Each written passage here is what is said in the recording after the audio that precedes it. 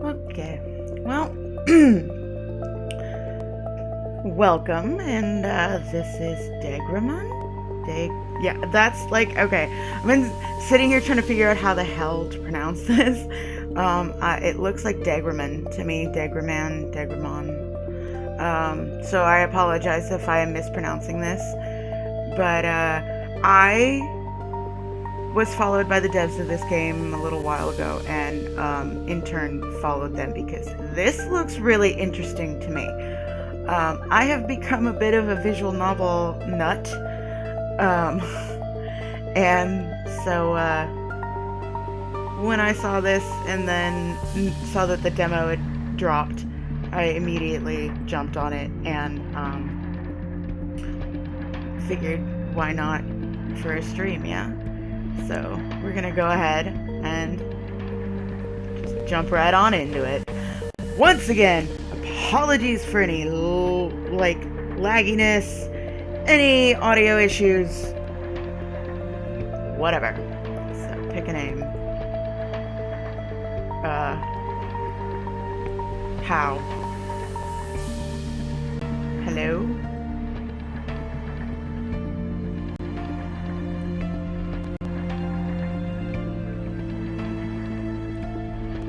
Hello?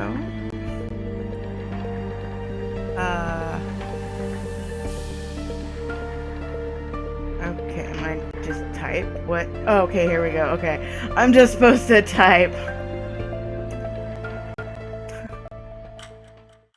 That was me being stupid, so. I'm going to, let's see, can I get into the options here? I want the text to be a little bit faster than that. Okay. By the way, the link to this demo is down in the About tab thingies, underneath everything. So if you really want to check this out for yourself, or try something different than what I'm doing today, go for it. So I wake up mildly disoriented. Coming to my senses, I realize that I'm lying on a bench in a park. The pleasant murmuring of leaves, a fresh, cool breeze, the warmth of the rustling fabric beneath my cheek. Taking in a breath of fresh air, I catch a scent, a very pleasant, vaguely familiar, yet incredibly alluring scent. The overwhelmingly pleasant feeling that comes over me draws my strength away, and I close my eyes once more, burrowing my face deeper into the fabric on which I lay. Wait, hold on a minute. I'm on a bench in the park. Abruptly, I jump to my feet, but feeling dizzy, I slump back down again. With a painful groan, I clutch my forehead. Want a drink? A man's voice. It's calm and pleasant. Suddenly, a bottle is underneath my nose. The moment I see the water, barely forgotten knowledge begins to flood back into my mind, and I freeze. Specks of light dance in my eyes as I sit here nauseated. I hate water. Without thinking, I shove the bottle away and scrunch at my eyes. There's no need to get hysterical. Another voice, but it's quite different from the first. It's rough and more emotional. Oh god, homeless but happy. Let's see. I kind of like Alucard back here, you know? Okay, anyway. Finally gathering all of my strength, I force my painfully shut eyes open.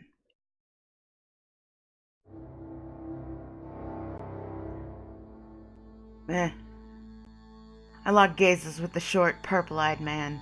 His coarse words really annoy me. What the hell? Who are these people shoving bottles in my face and chastising me for my behavior? I have absolutely no idea what's going on here, but I won't be treated like this. I can't ignore such rudeness, no matter how calm I normally am. Such a brave thing to say when you're standing behind someone else's back. Seeing the bitterness intensify on his face, I realize a storm is coming. But unexpectedly, his scowl disappears and he sits down next to me, sighing in relief. Yes, offering you a drink in this situation seems most inappropriate. Suddenly, his voice grows soft. I think you know what I mean. That was a strange comment. What did he mean by that? Beginning to feel nauseous again, I glance at my feet to make sure they aren't sitting in water. Thus, check and chat. But all I see are the rugged stones of the pavement. It really happened. What are you talking about? The time stop? The water? The masked man? My brain spins as I try to process their words and the situation I'm in. You're going to have to believe us. Sinking to but a whisper and with words tinged by acid, he says, or you'll die. I abruptly jump up from the bench and make to run, but my path is blocked by the taller man. What is this? Is this a dog in the background? Oh, okay. I'm like, what is this? Hold on. Stop, you fool. I'm not trying to hurt you. I'm trying to help you. Confused, I stop in my tracks. My brain is racing. On the one hand, I don't normally talk to strange men, especially ones who are assholes. Why is this me? But nothing about the situation is normal. At all.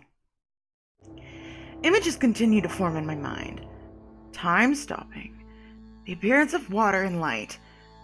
Waking up in the park. The strange men next to me who look and act even curiouser and curiouser. And apparently, they know what's going on here. Maybe this really is just a dream? If that's the case, I might as well follow the script. Fine, but I want an explanation. Dusting himself off, the shorter man stands up from the bench, his voice quite enthusiastic. Let's go, then. I was intent on playing along, but it seems the playwright has drunkenly changed the genre. The tall man walks around me and grabs something on the ground near the bench. Was that his jacket? Then, I realized it must have been what I had been laying on when I woke up, and that I had knocked it off when I jumped to my feet after being startled by Purple Eye's words. Even if this really is just even if all of this is really just a dream, I feel bad. The stranger took care of me, and I responded rather harshly. He spared me his jacket and is probably freezing now, and yet I thought he was just trying to show off his killer arms. Yeesh. And then another realization hits me, and I flush red. The scent that I delighted in while lying face down on his jacket, it was the smell of his body. Is this all really just a dream? Are these two my subconscious desire for a man's attention? It certainly makes sense considering how attractive they are. If that's the case, perhaps the dream could be a little more lucid? I'd stumbled upon a book of lucid dreaming some time ago. Apparently you can control these types of dreams simply by using your imagination. Oh, Jesus Christ. I love that. This one. Hello.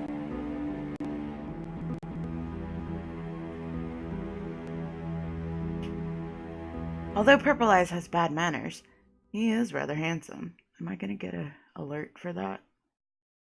I don't know.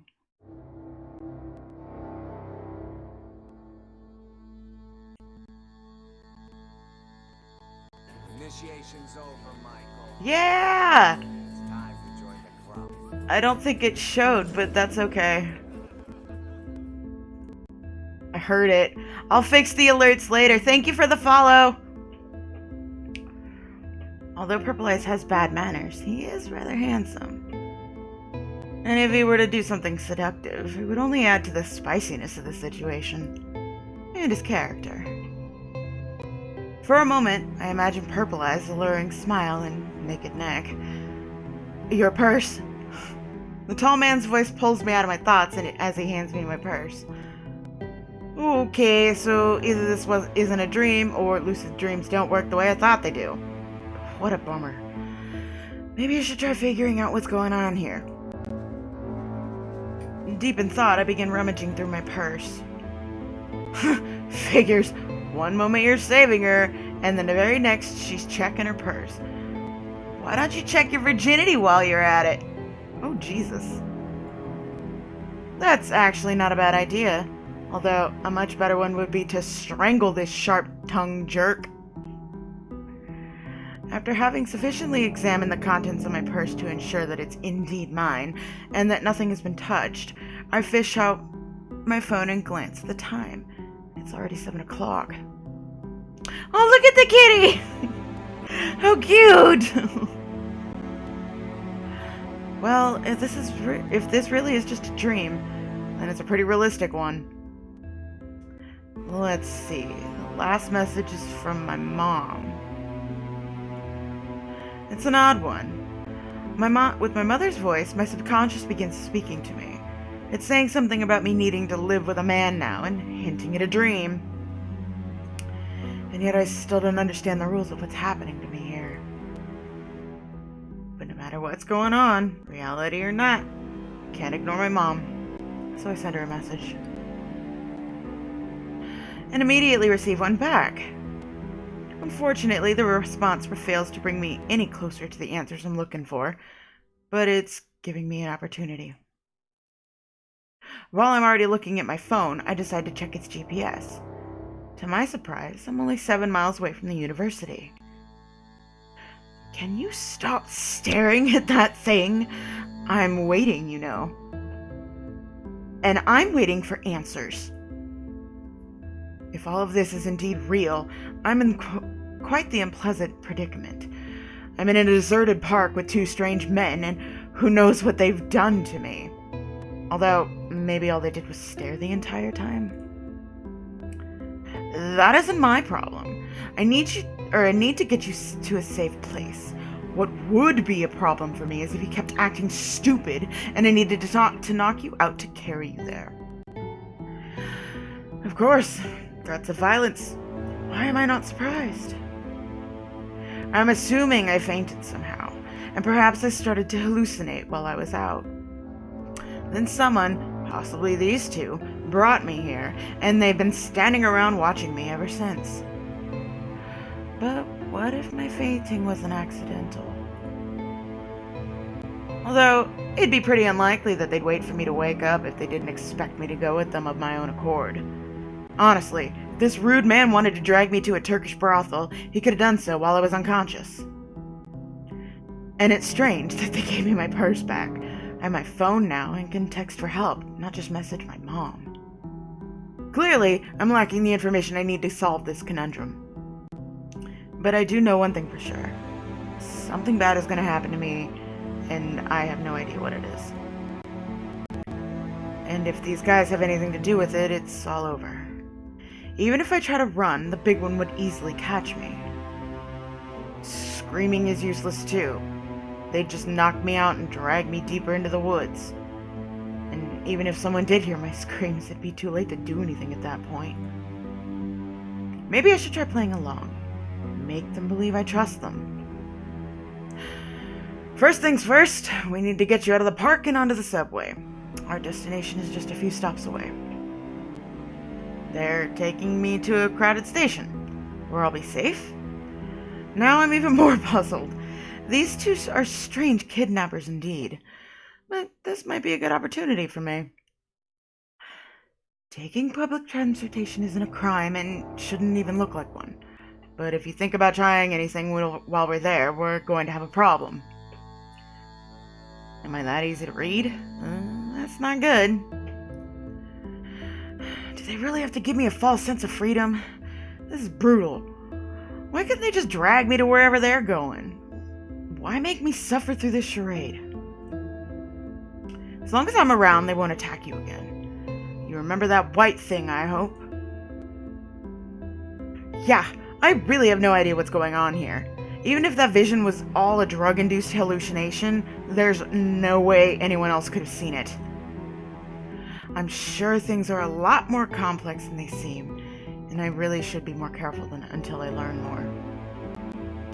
For now, I'll just have to continue playing along. I'll ask the names.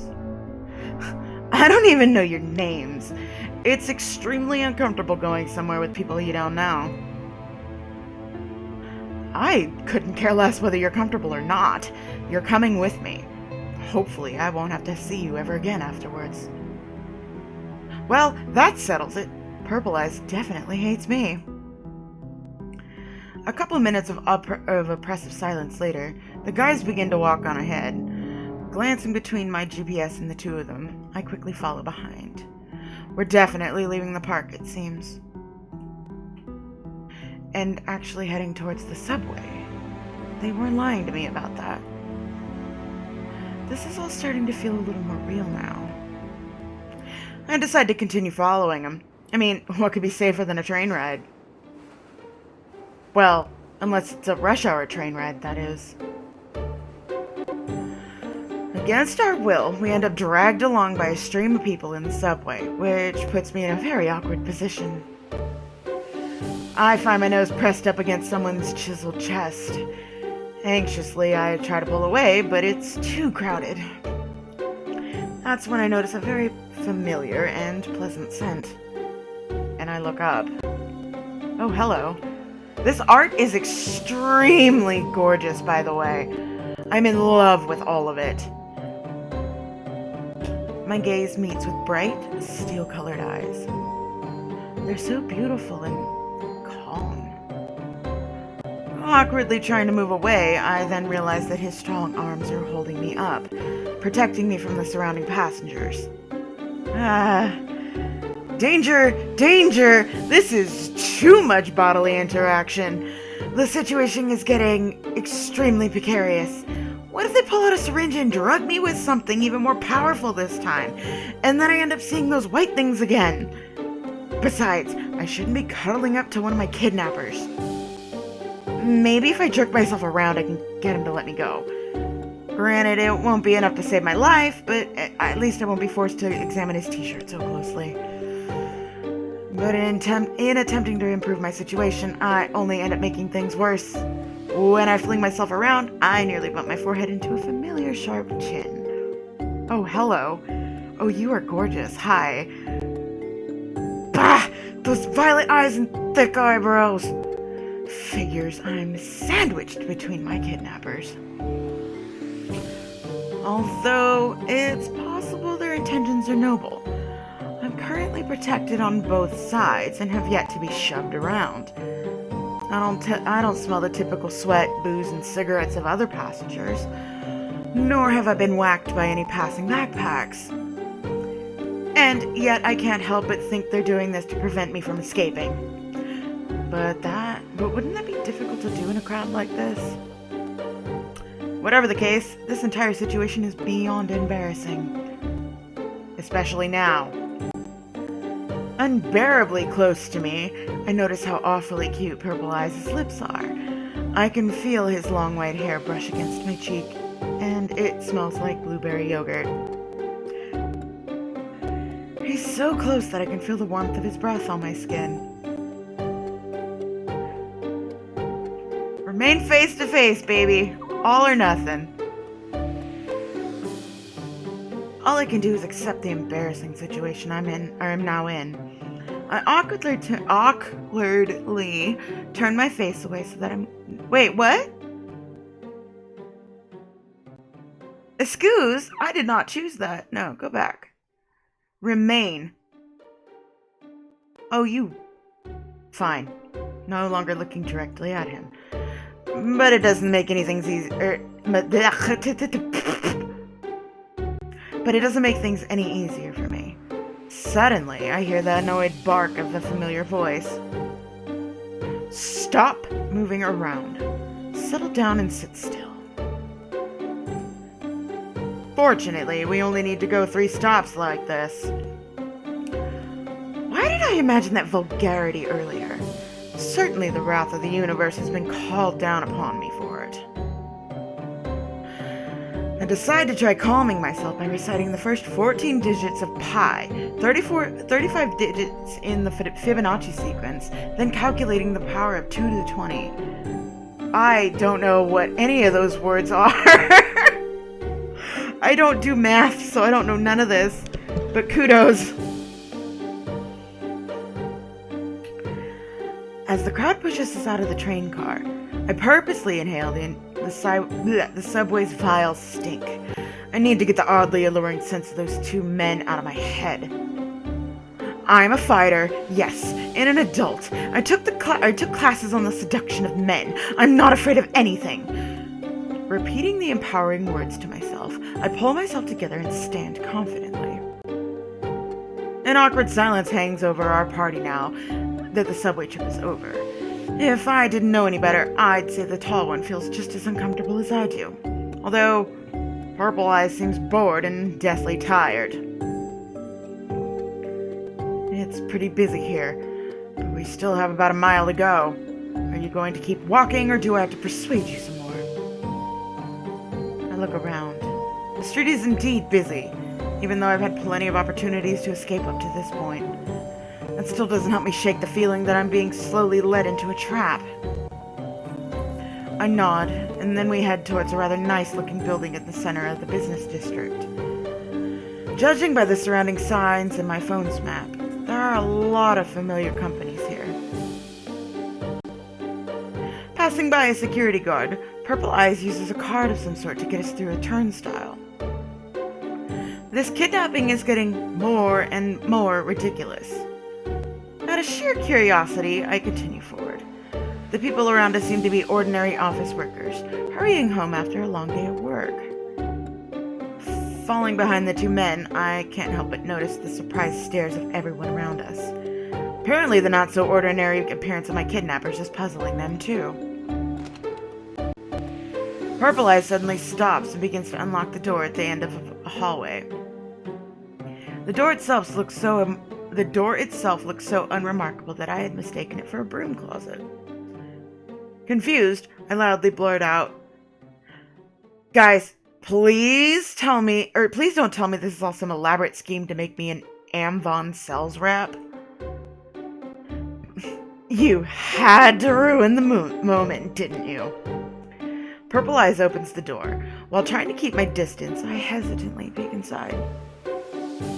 The sight that opens before me is much different from what I had expected of a broom closet. Oh, welcome to the asylum of perverts. Audio, please.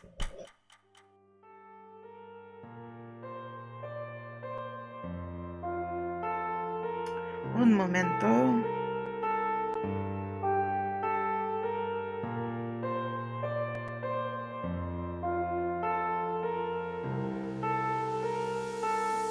Okay. The corridor looks vaguely familiar. I try to count the doors, but almost immediately give up. There are too many. It's odd that the building doesn't look nearly as big from the outside. Sorry, checking chat. Hello? Ta-da! I have only let my guard down for a single second when the big guy drags me through the door and shuts it behind us. Frantic, I shove him away before desperately struggling to open again, but it won't budge. A cold chill runs down my back as I scan my surroundings. I'm trapped. Realizing that I've been maliciously locked in, I flee into the corridor, desperately tugging on all the doors as I go, yet none of them open. I just realized that I never checked to see whether or not I had audio going. Okay. Also, hi to the 4 people in here. I don't know why chat's not working. Anyway.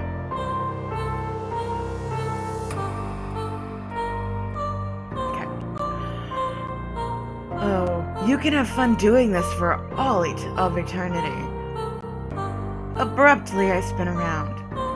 I thought I'd put some distance between us, and yet here they are standing right behind me.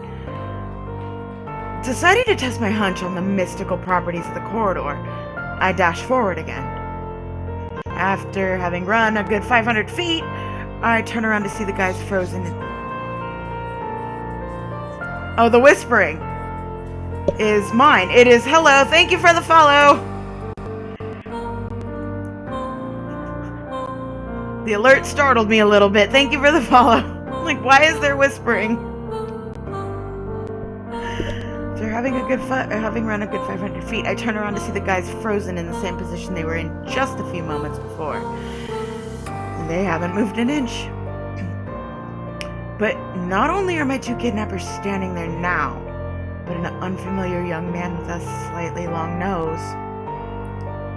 Hello, my desperate Callie. Oh, you're cute! I love the color of your eyes. I might have the so-called velvet-tinged hoarseness of his pleasant... Oh, I totally skipped that letter. I apologize. I might have called the velvet-tinged hoarseness of his voice pleasant, if my situation wasn't so desperate. Won't you come inside? How does he know my name? This is all so unsettling.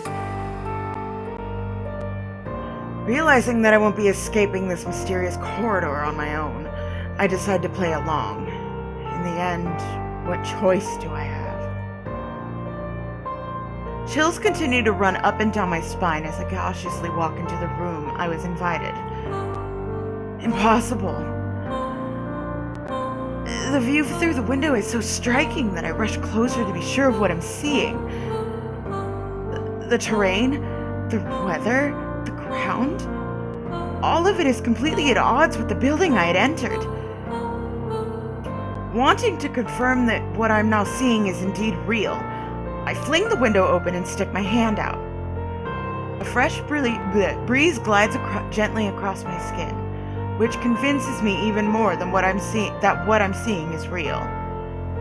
Wherever we are, we're definitely high up. Tearing myself from this unbelievable sight, I begin to glance about the room. It appears to be a study of some sort. A very roomy and extravagant study, with designer pieces decorating here and there. As nothing dreadful has happened to me thus far, I decide to step out into the corridor once again now that my movement is no longer impaired. I see another door, which, given the impressive size of the previous room, should also lead into it. But here's the odd thing. When I look inside the room again, it's not there. There's just a painted wall where the door should be. I pull on the door in the corridor, but it's locked. Once again, I glance back into the study. While I'm investigating the mysterious door, the stranger takes a seat at a nearby table and begins to silently watch my movements. It seems Purple Eyes and the big guy have disappeared somewhere. Not that their absence bothers me, but the prospect of being left alone with this long-nosed man is even worse. Are you settled down enough to have a serious conversation now? To be honest, if he could just explain what's going on here, I wouldn't mind hearing it. That's all I've been hoping for. The man invites me to sit, and I so do. Despite its appearance, the uniquely crafted chair I've taken is quite uncomfortable. Once I'm settled in my seat, an unpleasant pang shoots through my stomach. That's right, I skipped lunch today. And it looks like I'll be skipping dinner, too.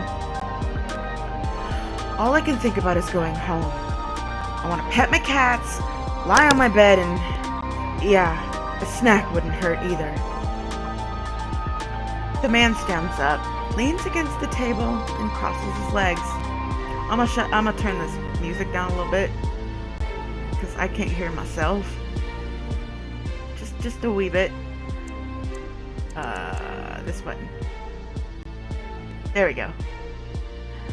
Name's Ian. It's nice to meet you. That said, why don't we skip the formalities? He holds out his hand to me. Staring at it for a few moments, I notice how big it is, and that his long fingers are covered in calluses, likely from the frequent use of a pen.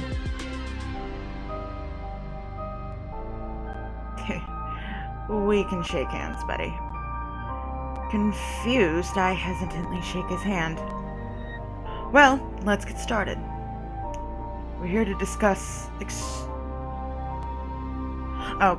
We're here to discuss extremely important and complicated matters. Thus, I ask that you lend me your full attention. What I'm about to tell you will be very difficult for you to believe. You need to understand, this information will change your worldview entirely. Well, it's about time! Someone is finally going to explain what happened to me. Excited to finally be getting somewhere, I begin to fidget slightly as I focus my attention on Ian. Now, sit back, close your eyes, and try to imagine the things I'm about to tell you. It won't be easy, but try to relax yourself. Let your subconscious speak to you. It knows much more about your situation than you realize. That was a pretty long preamble. I bet the explanation is fairly complex and interesting. Ian's voice is calm and soothing as he speaks in monotone, which has me unintentionally yawning. In order to understand what is happening now, we need a bit of context. Let us take a small journey into the past. Our organization has spanned many centuries, and each of those centuries is a story of itself. Everything has a story, even this building. For example, by simply looking at it, one can understand the society that built it. Did you know that this style of architecture was very popular? Why is he giving me a lesson in architecture? I try my best to focus on his words, but my eyes are beginning to droop shut. I lean closer on the table and lay my hands on it, but it's not long before my heavy head begins to sag. So I prop my cheek up with one hand, then focus all my being into keeping one eye open and on Ian.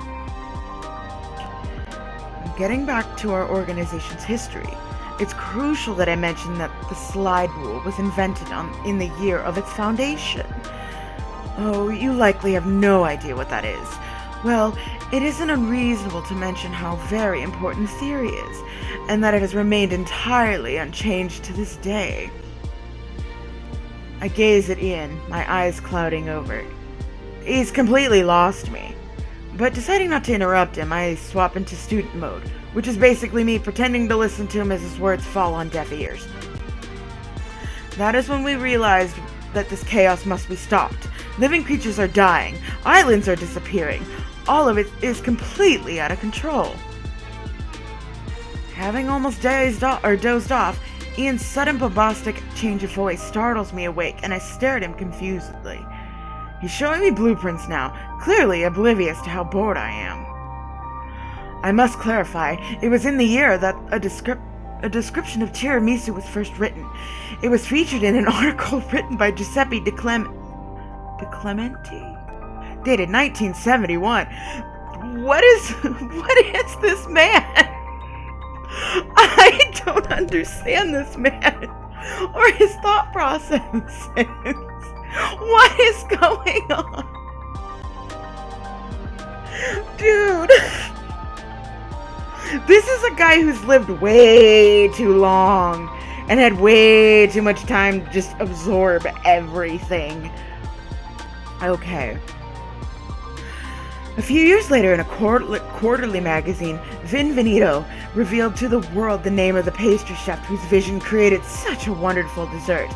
De Clementi's namesake, Giuseppe Maffioli? Look, I know not a lot of Italian, so hold on a second. How did we get from the history of architecture to dessert? Outraged, I'm about to interject, but Ian abruptly turns and approaches me while glaring in a disdainful manner. It is not proper to treat history so frivolously. How can one understand the motivations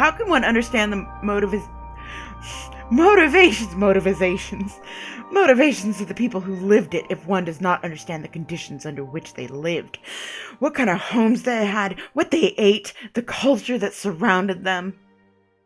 Culture, both physical and spiritual, is the reflection of our thoughts, and yet you sit there daydreaming. We are talking about your destiny here. Student mode once again kicks in, and I shamefully drop my eyes to the floor. I honestly have no idea what he's talking about, and it makes me feel guilty. Noticing my discomfort, Ian softens his voice. I simply ask that you pay attention. The information that I am now sharing with you is known to but a few. Please try to understand the importance of being part of such an immense secret. Ian's words begin to increase in intensity, and yet I've learned nothing of value from his dissertation thus far. Fuck, dude. These people are trying to help me, and this is how I act? For my own sake, I need to force myself through this. Rubbing at my temples, I stare at Ian.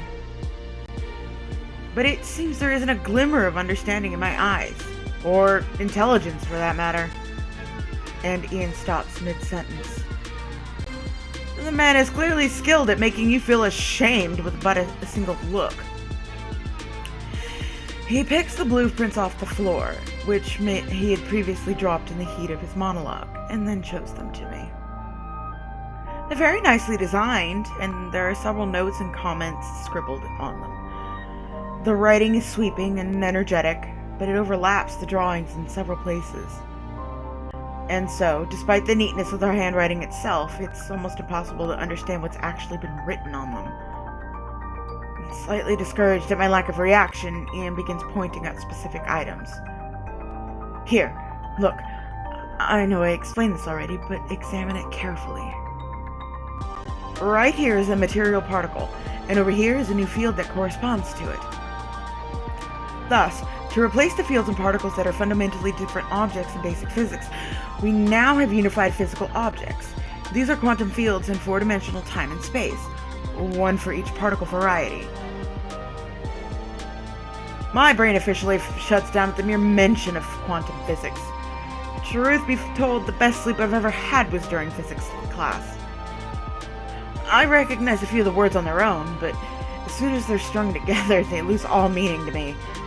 I just can't seem to combine them into any form of coherent thought, let alone a sentence. I still don't understand anything. My voice is faint. I've never been so embarrassed in my entire life.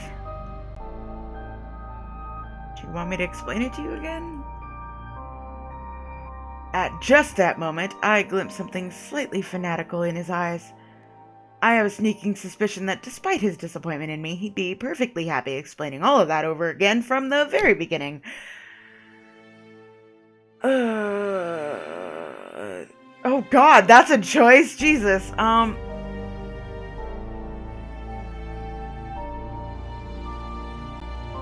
No, please don't. Anything but that. Dumping all of his exasperation all over me again, Ian sighs heavily. In that case, the guys should be able to provide you with a simplified version of what's happening here. It'll be far from complete, of course. Ask him why he's stalling for time. Something odd is going on here. They offer to help, but only puzzle me even more. I don't understand these people, or their motivations. You haven't explained anything at all. It almost feels like you're purposely keeping me here as you stall for time. Of course we want you here. If you would just listen, you would understand why. And once you understand why, you'll choose to stay here freely of your own accord, as it's in your best interest to do so. But truth is, no one's keeping you here but yourself. His green eyes grow incredibly sharp. Ian then gestures towards the window. That's one way out. Then he beckons me to the corridor where he points down into the distance. And another. The way he mocks me with his smile is unbearable. Believe me when I say this corridor is quite endless. Why do these people say they want to help me, yet only offer me threats? Deciding to call upon the aid of modern technology, I walk out into the corridor and pull out my phone to check its location on the GPS. I'm getting a signal and data too, but the GPS refuses to show anything. If you wish, you may use your phone in here as well. I turn to find Ian standing only a few feet away from me. Good idea! I anxiously walk into the room and the GPS starts to work. The moment I'm across the threshold, it's showing me exactly what I was hoping to see. Yes, I'm in a suburban area of an entirely different city. Wait, it's light here in the study. Daylight? But it was already getting dark when we entered the building. Are we in a different time zone? My phone confirms my hunch. It's 5 o'clock. What magic is this? I walk back into the corridor and check the time again. But neither the clock nor the GPS work here, even though the phone has a signal. I look to Ian with a mixture of shock and awe on my face, but he only shrugs. I'm hiding nothing from you. Nothing. Once again, if you'd listened attentively, you'd understand completely. God, that scared me. Someone outside shut their door. I could let you go home, but I don't want to do that. At least not until you understand the seriousness of the situation. English number 1. Ian certainly loves the word serious. Probably because he's pretty dang serious himself. I follow him out of the room and to a neighboring door in the corridor. Opening it, he gently nudges me forward. Fellas, here's your long-awaited Callie. Fill her in, okay? Ooh, pretty. Peeking through the door, I become so confused at what I see that they have to practically drag me inside. But I don't even care. Once again, apologies for all, glitchy sounds and visuals because this computer sucks. So, I find myself at a very loud party. It's odd that I was unable to hear it from both the corridor and Ian's study. The room is dimly lit, filled with a smoky haze, and has a disco ball spinning on the ceiling. The music stops, and a warm, lively voice calls out from the awkward silence. Oh, you're cute. Hello, Callie. It's so nice to meet you. I'm gonna butcher this. It's either Ryu or it's Ryu. So I'm gonna bounce back and forth, just so we're aware. I'm Ryu. That was abrupt. That just stopped. Ryu takes my hand and pulls me into the room, leading me along while holding on tight. The floor is strangely soft, and I almost lose my footing as I'm pulled along, but his small yet strong hand holds me steady. Can't help but stare at this friendly man. Compared to everyone else, he's so bright and unique. With the perfect combination of Asian and European features, and absolutely flawless skin, Ryu beams cheerfully, a whole spectrum of pleasant emotions radiating from his lively face. You're just in time. Food will be here soon. Those scoundrels weren't looking after you at all, were they? Oh yes, this news pleases me. I've been quite peckish for some time now. Naturally and assuredly, Ryu holds my hand firmly as he leads me through the room, which is absolutely immense. I want to pull my hand free, but he's so friendly, it almost feels like we've known each other for many, many years. I take a look around as we go. You're pretty. You are pretty. I saw you in screenshots. You are very pretty. Another man reclines on the floor in what looks like to be in an extremely uncomfortable position. He's drawing something in his sketchbook, and there's pencils laying right next to him. I was too busy looking back up, I'm sorry. Wow, he's practically a living pincushion. Yeah, and I have a problem with this for some reason? I don't. I really don't. I quite like piercings, thank you very much. This is Victor. Please be respectful and only call him by that name. Not Vic or Vicky or anything like that. What a penetrating gaze. I freeze the moment I catch the quick snake-like motion of his tongue licking his lips. The piercing in it shining moistly in the darkness. Ooh boy. It's very nice to meet you. Happy to see we finally have a beauty around here. Judging by the tone of his voice, I don't think he's trying to flatter me. No, he definitely sounds sincere. Embarrassed, I mumble a response. That's the first time I've been complimented, despite looking like a crazy cat lady. You can plop down anywhere, by the way. Ryu, I told you I'm gonna bounce back and forth. Immediately takes his own advice and sits. Humbly, I follow his lead before taking another look around.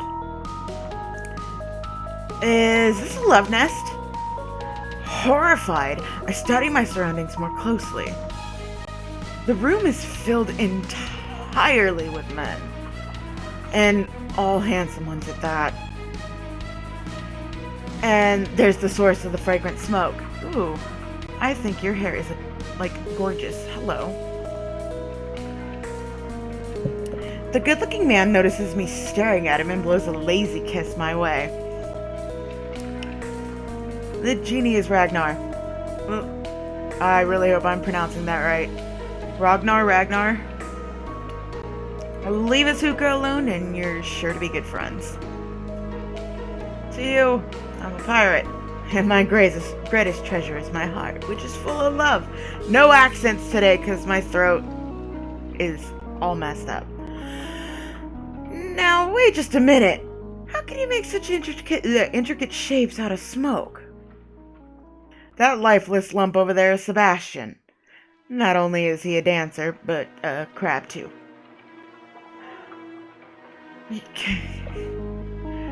What a head of hair!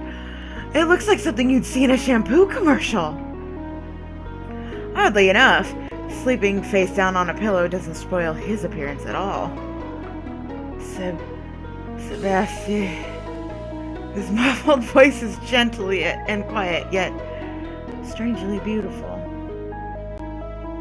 Realizing that I'm unable to hear him, he stands up and ambles toward me like an elf treading snow, then lays down by my side. I'm Basti. Clearly annoyed with Ryu's insufficient introduction, Basti pinches him after bluntly giving me his name. Unfazed, Ryu continues on. And that's Mark, but you'd be wise to leave him alone. He's pretty cranky, not to mention the Nostradamus complex he has. Mark is totally off the mark now.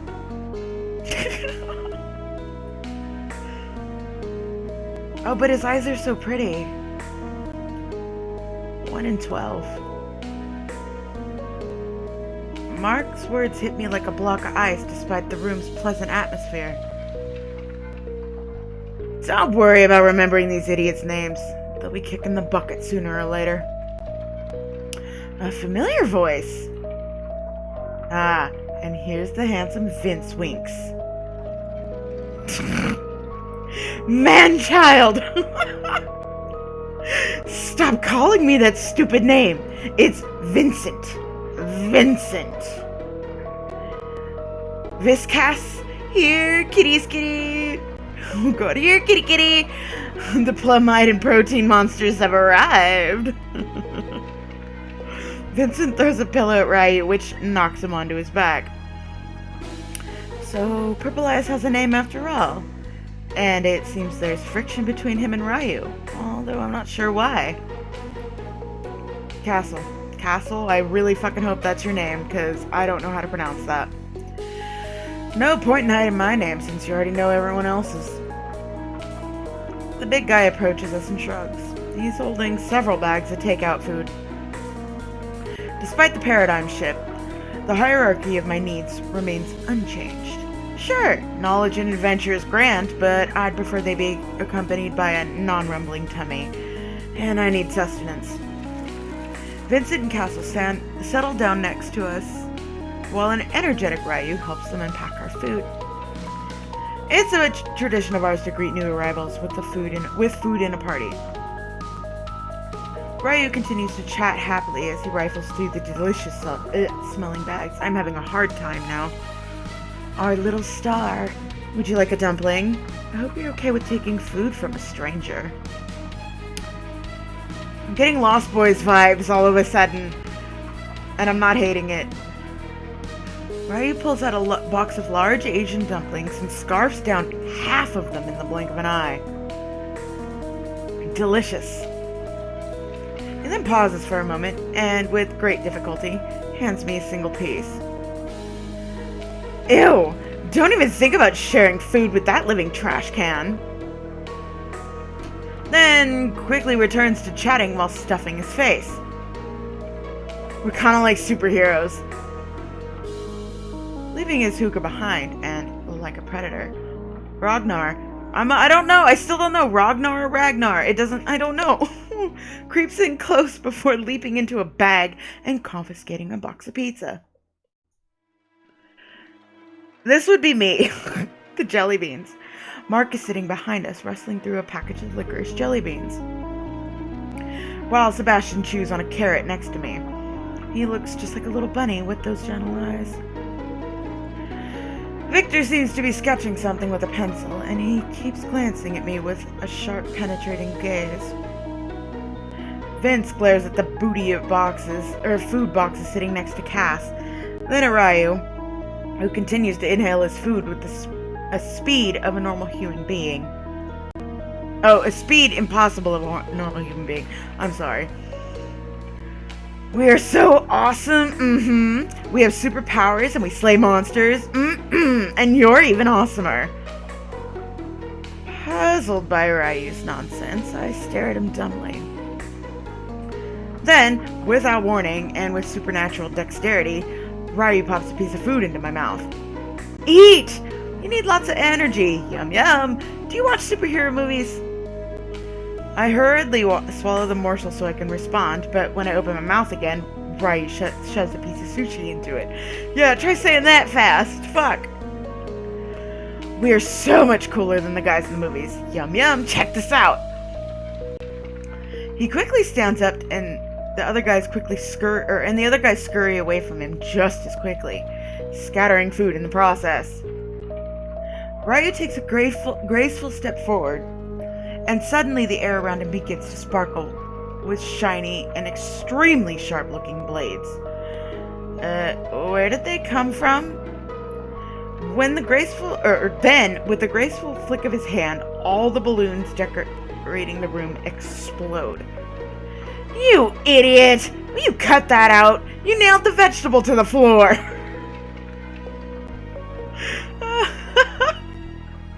Cass hurries to help Sebastian up, whose shirt has been pinned to the floor by Ryu's blade. I'm fucking sorry! I'm sorry! I'm sorry! You nailed the vegetable to the floor. I literally was thinking that he managed to get fucking Sebastian's carrot, but no, he got Sebastian himself. That's fucking great. Whose shirt has been pinned to the floor by Ryu's blades. Like the circus tradition, the blades perfectly outline Basti's silhouette. Victor continues to lounge quietly off to the side as a strange creature that resembles a hedgehog darts around him. Some of Ryu's blades are stuck on its spikes. Just as I begin to muse over Mark surviving that rain of blades, Ragnar distracts me from my thoughts. Ryu is wreaking havoc and destruction again, huh? And without me? Inhaling deeply from his hookah, Ragnar blows the shimmering smoke into the air, forming the outline of what looks to be like the Titanic, which then rams into Ryu at full speed, knocking not only him to the floor, but everything else in the room as well. Quiet! Mark's voice calls out to us from behind a fallen chair. Judging by the light radiating around him, something strange is going on over there. We need to calm them down. Cass looks Cass looks at me and sighs, then pulls the final blade from Sebastian's shirt. Finally free from his shackles, Basti disappears behind the chair right before Mark screams. No! Anything but that! The light in the air slowly fades. Cass promptly returns to Ragnar and snatches his hookah away. Deeply offended, the genie glares back at him. Just as Ryu begins to pull himself up from the floor, Vince unceremoniously shoves a lollipop into his mouth. I drew you. Sitting down next to me, Victor hands me a picture. And the only sound I can hear in the room is my jaw hitting the floor. Despite everything else I've seen up to this point, this shocks me the most. Its accuracy is astonishing, but there's just one problem.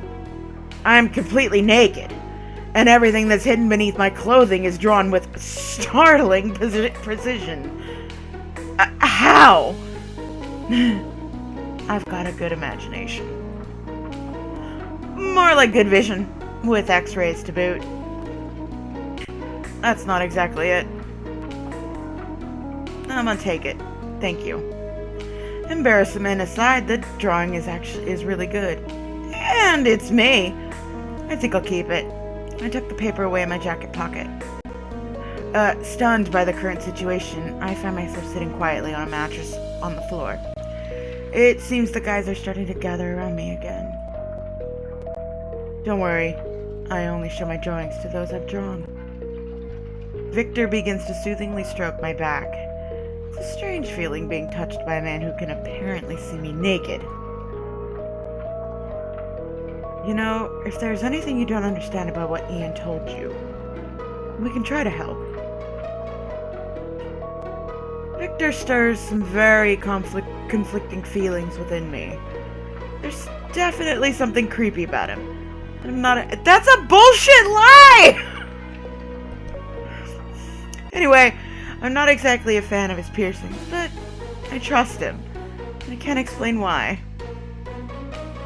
After listening to one of Ian's explanations, you can honestly forget who you are. Everyone grunts in agreement. Is someone finally gonna explain what happened to me? Focusing on my thoughts, I decide to start from the beginning. Earlier today at the university, at lunch, I started noticing strange things happening around. Changes in the physical composition of matter, strange light phenomena, pockets of frozen time.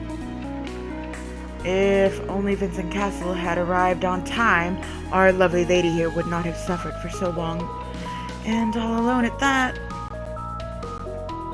Nobly, Ragnar turns to me, clears his throat of smoke, and takes my hand. Next time, I'll be the one that saves you, and I promise to be on time. Enough with the intimacy. Vince slaps Ragnar's hand, who winces and pulls away. Victor then hands me his sketchbook with one hand while holding an eraser in the other.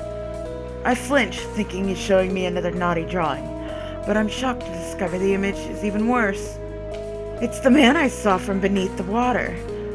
Once I've gotten a good look at him, Victor immediately erases it. Yeah, that's what I saw. I feel Victor's soothing caress again, but this time it's on my knee. Just push it off a little bit. Startled by his closeness, I gasp and quickly push his hand away. He grins, but doesn't look particularly upset. Sorry, I was lost in thought. Break that filthy pervert's arms! I, Ryu, call upon the power of the dumplings! This guy is adorable, but really weird. Ryu jumps up and overpowers Victor, who doesn't offer much resistance. I deserve a kiss! They're so obnoxious. Are they all trying to put the moves on me? It's so weird. Although, realistically speaking, they're incredibly attractive. Every one of them. At least, in my opinion, they are. As for me, I could be mistaken for a dustbin right now. You're the cop. Hey, Brain, can we do this? Can we not? You're the pot calling the kettle black. Always getting handsy with women, too. Noticing my confusion, Cass gives a whack to those on the right. Or those in the right, and to those in the wrong. And the whole room falls silent again.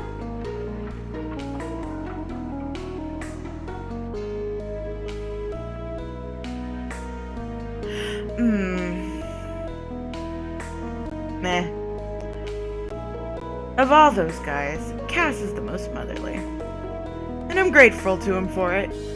And these guys... Well, they're not starting to get on my... God damn it. Okay. It's tempting to continue. So, the thing I saw after the physical changes. What was that? I looked pleadingly into each of their faces. We call the creatures altids. Their presence creates unique pockets of space and time, like the one you already experienced. If they linger too long, things start to vanish. Ordinary humans can't see these disappearances. Even if, say, a city were to disappear, or even a whole country, it would go unnoticed. The thing is, when something disappears, all knowledge of that thing or person disappears with them. Interesting. But even if such a creature exists, how does one rationalize the complications that result from a person's disappearance? Suppose these altids destroy a person. Wouldn't their home and belongings remain? What about the fate of the people they interacted with and influenced? What if they had children? I think on it for a bit, then decide to return to the story. Don't worry, that's what we're here for. Ryu jumps up again. It seems like nothing can dampen his I don't know how to speak French. He animatedly places his hands on his hips. We can do hocus pocus. Ragnar exhales a cloud of smoke, which takes the form of a wizard. How cute! Yes, fortunately, there are special people in this world. Ian believes the thing that separates them from the rest of their link to the fourth dimension. Oh, okay, I read that wrong, I'm sorry. Ian believes the thing that separates them from the rest is their link to the fourth dimension. Well, that and something to do with the principle of uncertainty. But if you want more of an explanation than that, you'll have to ask Ian about it. No thanks, I'll pass. But what does all this have to do with the fourth dimension? Aren't humans three-dimensional beings? This special ability allows you to perceive altids and the spatial distortions that precede their attacks. Ian calls people with this ability quantum sensitives, although quansies is the universal term, which was coined a very long time ago. There's a running joke that the altids ate the letter T, so now it's just quansies. Unlike ordinary people, quansies are able to retain the memories of the things that altids destroy. What's more, if we write, draw, or speak about anything that has disappeared, only other quansies are able to understand it. This is fucking seriously in depth. God damn, this is really good. Okay. That's why quansies are considered the true keepers of mankind's history. Victor grows noticeably uncomfortable after saying that. In fact, everyone here is a Quansi. Our sensitivity to the fourth dimension gives us special abilities. Although, an ignorant person might mistake them for superpowers. Was that a dig at Ragnar and Ryu? Right, Ryu? Okay, Mouth, come on. only a little bit more. But there's a logical explanation for all of it, and we're not without our limitations. Quansies are most powerful in altered spaces. There have been several Quansies throughout history who were able to create similar spaces, but of all our contemporaries, only Ian can do anything like that.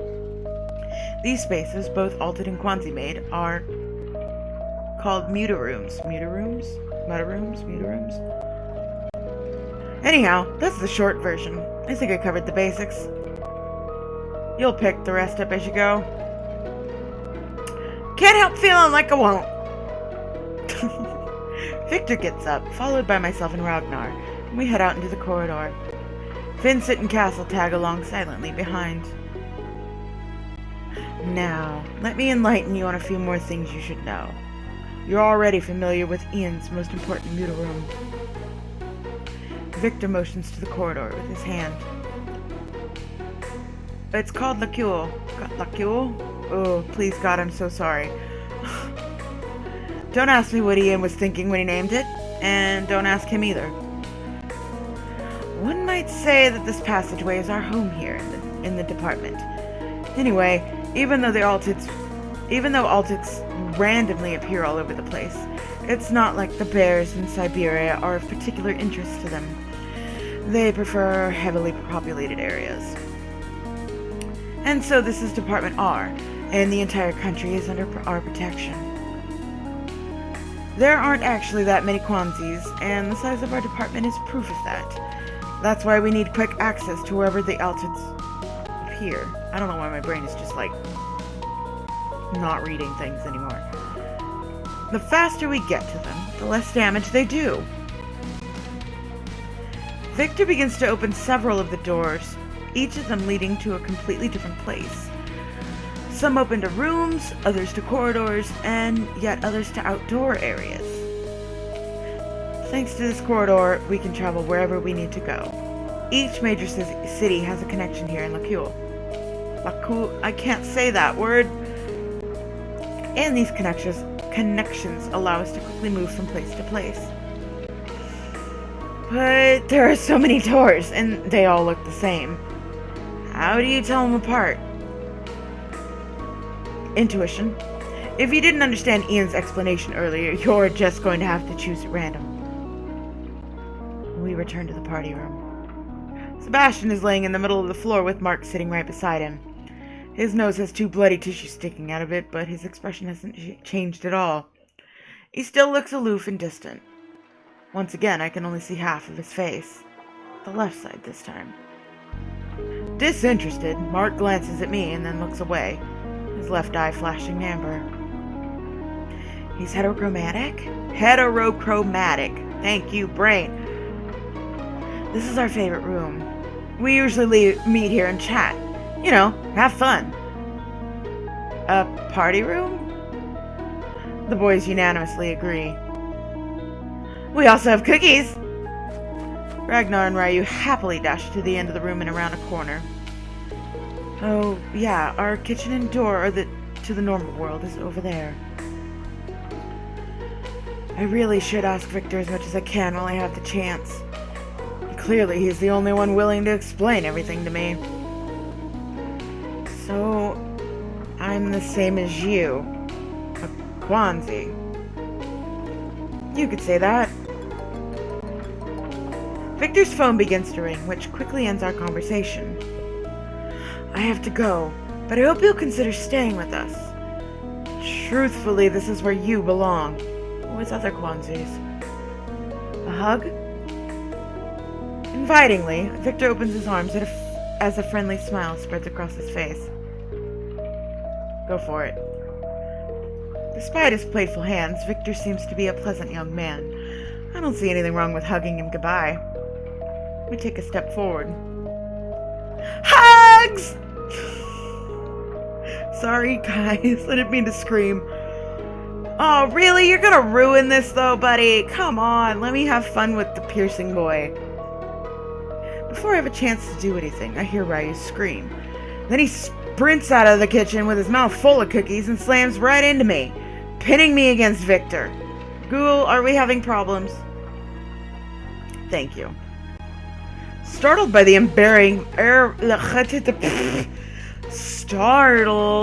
unbearably tight embrace, and with me squealing in horror, the three of us are lifted up off the floor by an unknown force.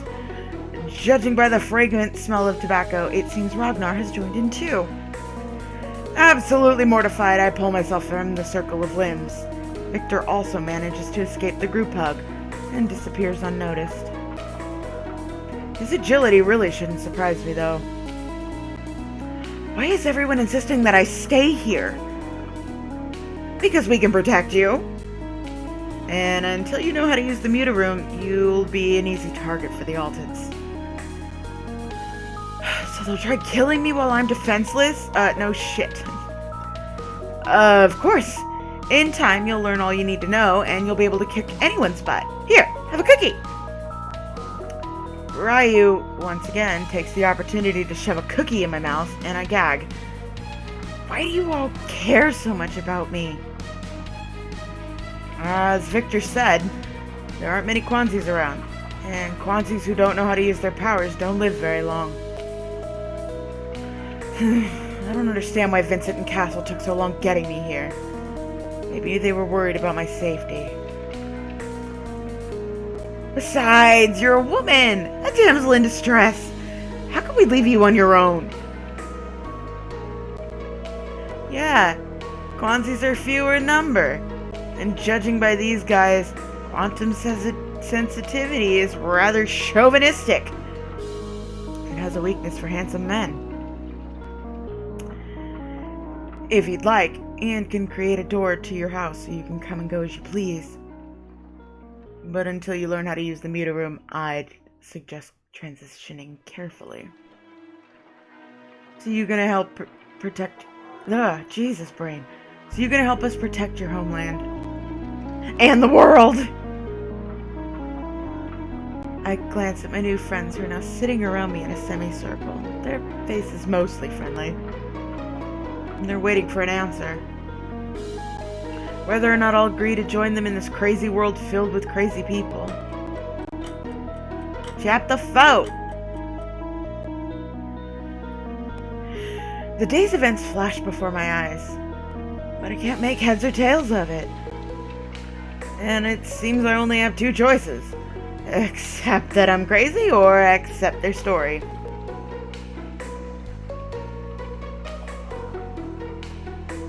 Sure, why not? But I'm special. Unique among the unique. Yeah, that sounds pretty cool, doesn't it?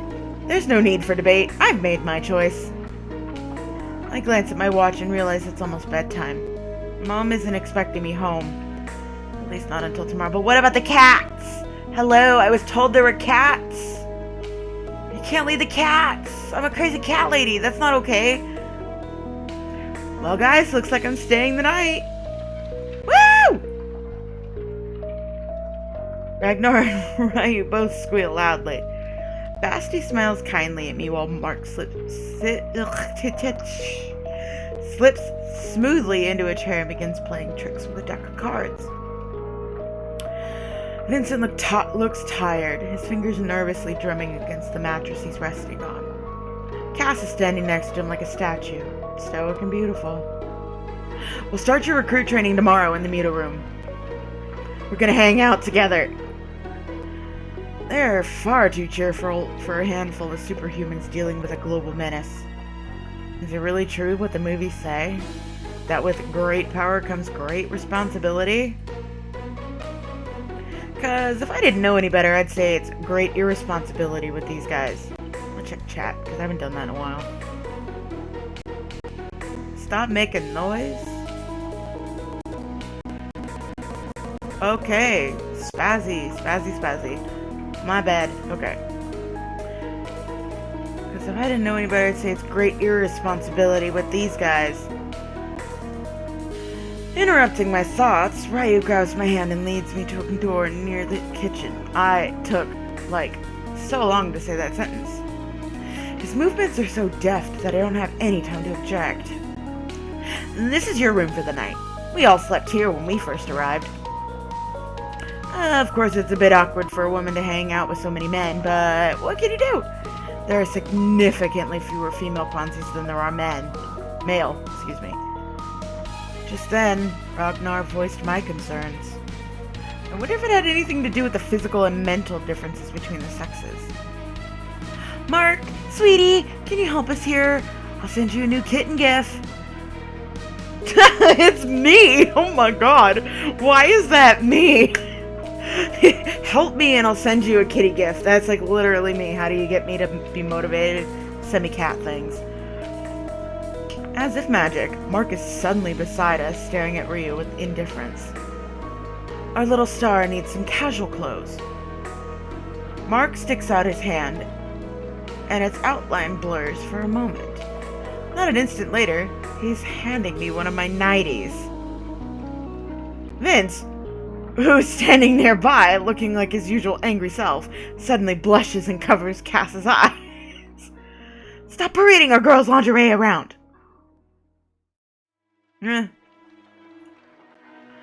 I sigh. I really should be used to these awkward situations by now. I pluck the nightie from Mark's hand as discreetly as I possibly can. Anything else? Don't be shy, Callie. Tell Uncle Mark what else you need from home. Gather my thoughts, then turn to Mark. How do you tell a man you need fresh panties? It's kind of embarrassing. Now kiss! Oh my god. With a thunderous guffaw, Ragnar grabs both me and Mark with his huge hands and pushes us against each other. Oops. Mark, who had leaned in close to hear me better, softly pecks me on the nose. Now that we're so close, I'm finally able to get a good look at his face. Mark is frighteningly attractive thanks to his unusual heterochromia. But a strange and ominous coldness emanates from him. It's as if I were lying on the grass beneath a starry sky, and the sky suddenly looked back at me. The awkward closeness lasts but a moment. I blink, and Mark is no longer standing before me. All I see is a red-faced, angry Vince attacking the still laughing Ragnar with both hands and feet. Mark reappears near the door, holding my travel pack. Passing by, he stops for a moment to hand it to me before whispering in my ear. Shame it wasn't me. I open my mouth to respond, but he's already gone. Ah, there he goes, lover of English tea and farewells. Settle in. See you tomorrow. Sweet dreams! Unexpectedly, Ryu gives me an incredibly sexy wink, and for just a moment, he's an entirely different person. The sweet and playful boy replaced by a sexy and alluring man. Takes me by surprise. He leaves, and yet I still have no idea how to react to that. Bad bye! Oh my god, I'm gonna use that now. Somebody is extremely possessive, and I don't hate it. Cass wishes me a good night with a silent smile. My lady, would you like me to guard your rest tonight? Ragnar interrupts my thoughts on how Vince and Cass, despite being so different, bounce really well off each other. I look into Ragnar's peculiar... It's getting to that point where I can't read anymore. I look into Ragnar's bright eyes, but it's hard to tell if he's being serious or just joking again. Good night. I definitely slip through the door and close it behind me before Ragnar has the chance to say anything. Unlike the other room, this one is small and cozy. If it weren't for the guy's photos hanging on one of the walls, I would have mistaken it for a hotel. Moving closer to get a better look, I examine each of the Kwanzis I met today. They all appear much younger in these photos.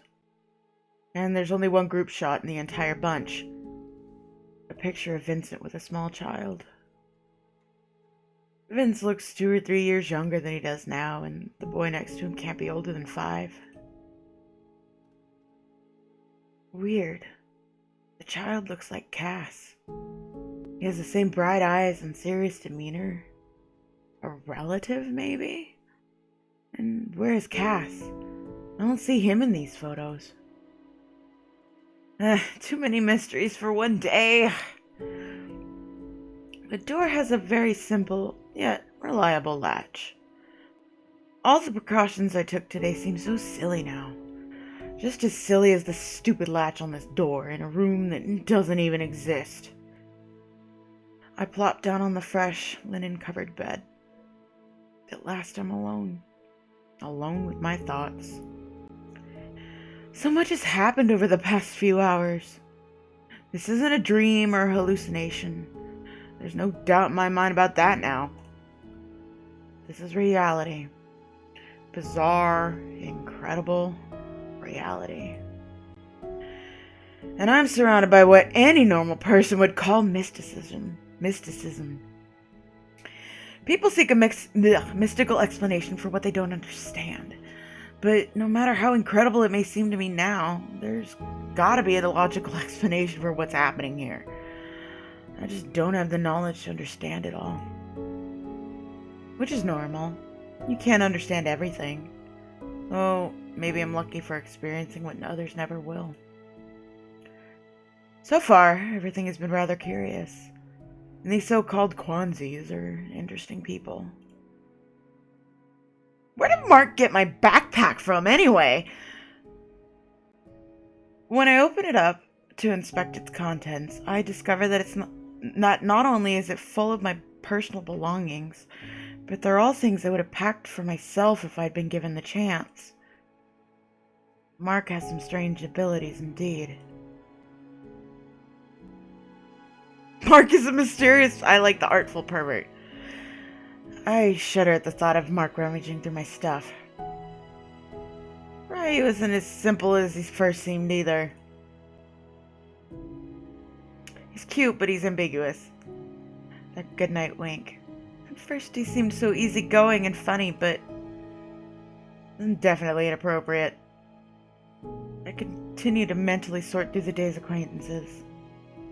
Ragnar's hot, I'm not gonna lie.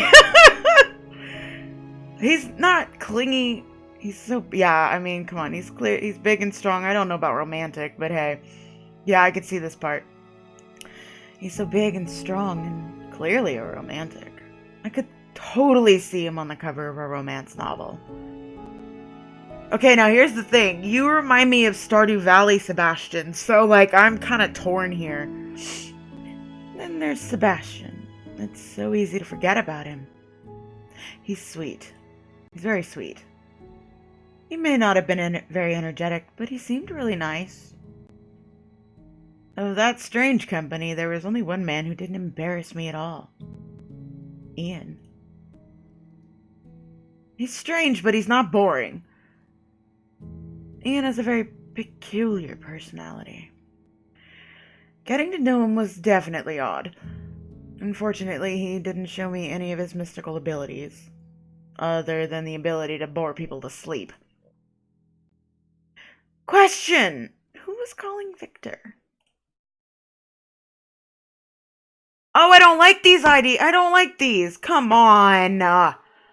Fuck. I don't like these. I don't like that. I wanted to be able to just be like, yo, he's hot. Like everybody else. No, come on now. Unless the other choice does that. Anyway. It's so weird that he drew me naked. If he can really see through people, that's so creepy. How does he live like that? Imagining what he must see whenever he's in public, I wince. And then I remember how Vincent reacted whenever somebody touched me earlier. That walking tantrum of a man practically exploded every time the other guys invaded my personal space.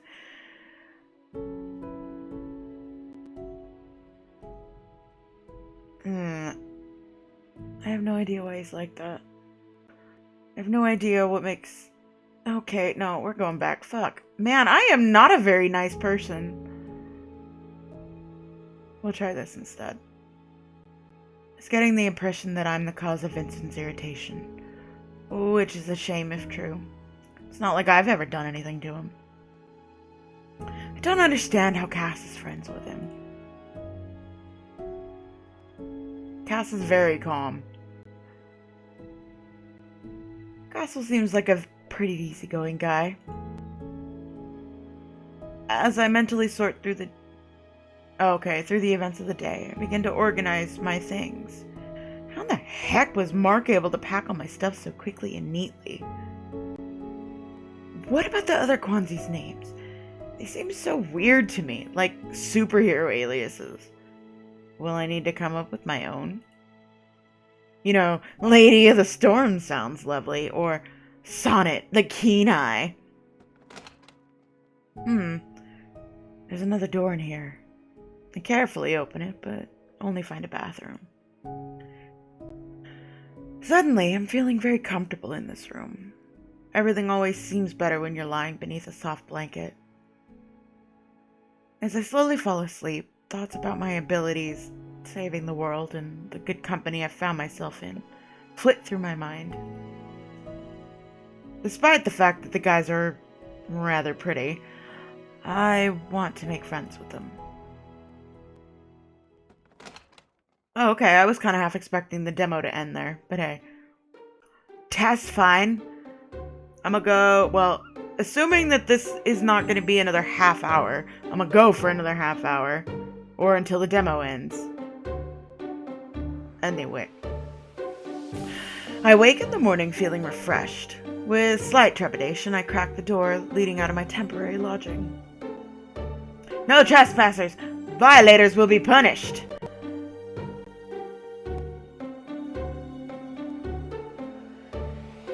Punishment shoving bricks into one's body.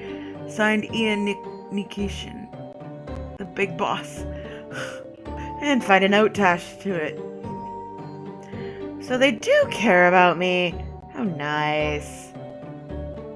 The party room looks different in the morning. The disco ball isn't spinning anymore, and the room itself seems a tad smaller. Seb, what are you doing? His hair! That is so cute!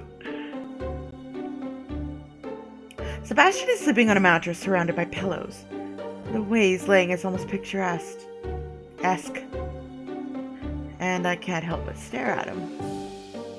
His insanely long legs are completely stretched out, and his long ashy hair is neatly splayed behind him, or beside him in the shape of hearts. Instructions for reviving the handsome prince. Brew macchiato, make avocado toast, place next to him, wait. Repeat if necessary. Oh my goodness. I notice another note next to him. Giggling quietly, I tiptoe towards Sebastian. Maybe I should cover him up? Oh, Jesus.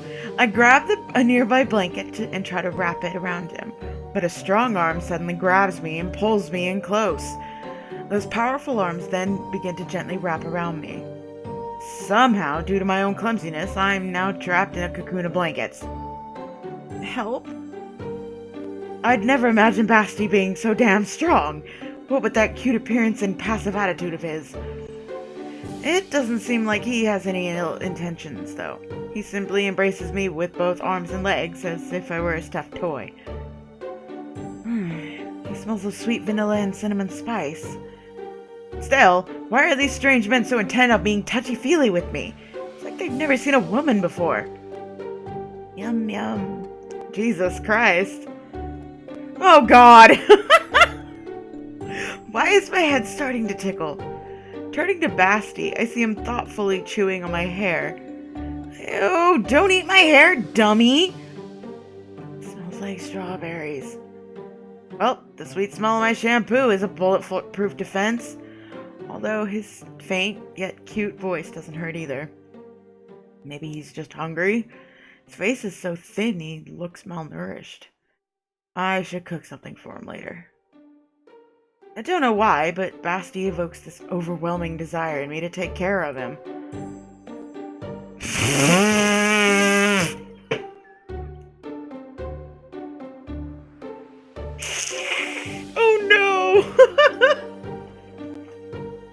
My fucking brain did not appreciate that. Okay, anyway.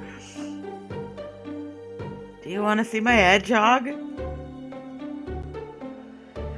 It's unsurprising that this is the real first real experience I've had with men.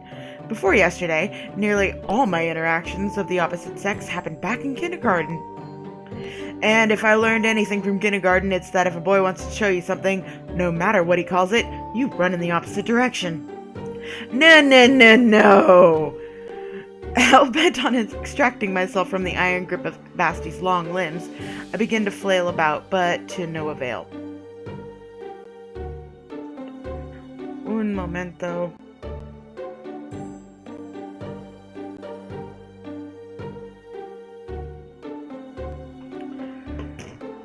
He's looking cuter than he has any right to be. He begins blowing softly into my ear. Okay, guys, I just had an emergency come up, so I have to stop. Save. Fast save. We will continue this Thursday because my apartment building is having some sort of, like, fire alarm test tomorrow, and I don't want to deal with that.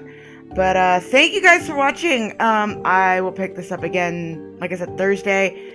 And I will be putting this up on YouTube probably tomorrow. For anybody who's missed it. But, thank you guys for being here. Thank you once again for all the follows. I really appreciate it. And I will see you guys next time. Bye. Bye-bye.